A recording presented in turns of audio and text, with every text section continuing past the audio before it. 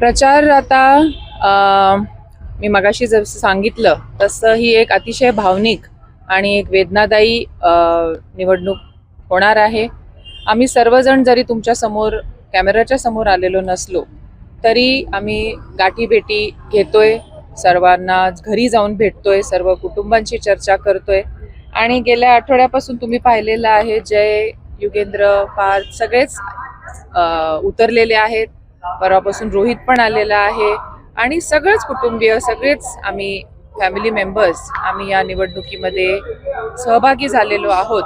आणि एक आमच्यावरती हा संस्कार आहे, पवार साहेबांचा संस्कार आहे की कधीही कुठेही काही अडचण येऊ किंवा एक संकट येऊ किंवा कोणाला मदत हवी असेल तर आपण सर्वांनी तिथे एकजुटीने उभं राहिलं पाहिजे आणि कुटुंबाच्या पाठीशी खंबीरपणे राहिलं पाहिजे. कुटुंब एकत्र दिसतंय तसं पक्षाचं विलिनीकरण किंवा मग कार्यकर्त्यांची अडचण होते.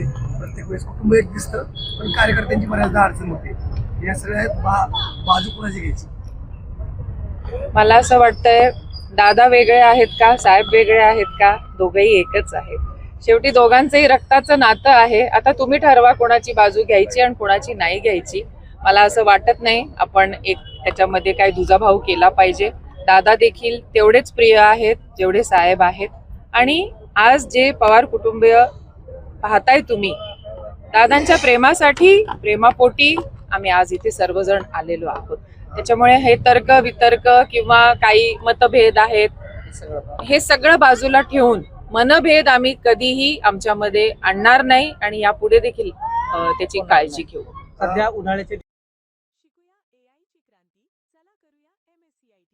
आजच नजीकच्या MSCIT केंद्रात आपला प्रवेश.